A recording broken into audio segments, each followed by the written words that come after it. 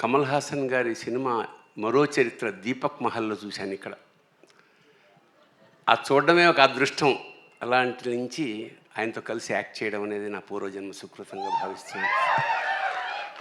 Anybody for that matter, any artist మొత్తం భారతదేశంలో కాదు, యావత్ భూప్రపంచంలో లోకనాయకుడు అంటే కమల్ హాసన్. That's all.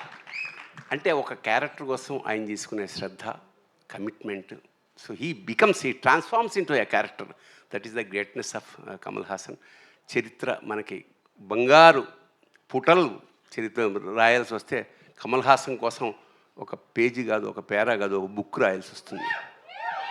అలాగే మణిరత్నం సార్, ఆయన సినిమాలు చూసి పెరిగాం మేము.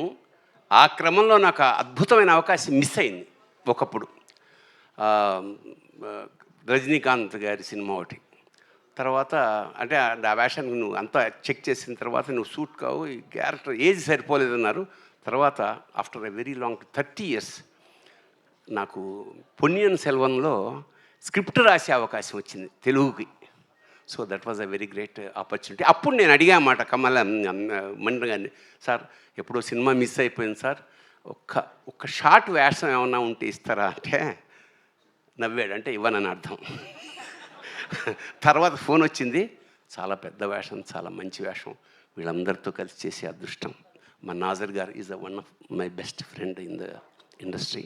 అలాగే త్రిష గారు ఫస్ట్ సినిమాలో నేను ఫాదర్ వేషం వేసాను త్రిష గారికి. సో థగ్ లైఫ్ అనేది ఒక యావత్ భారతదేశంలో ఒక సెన్సేషన్ క్రియేట్ చేస్తుంది మనస్ఫూర్తిగా నమ్ముకుంటూ. Thank you so much. Thank you so much Bharani garu. Thank you.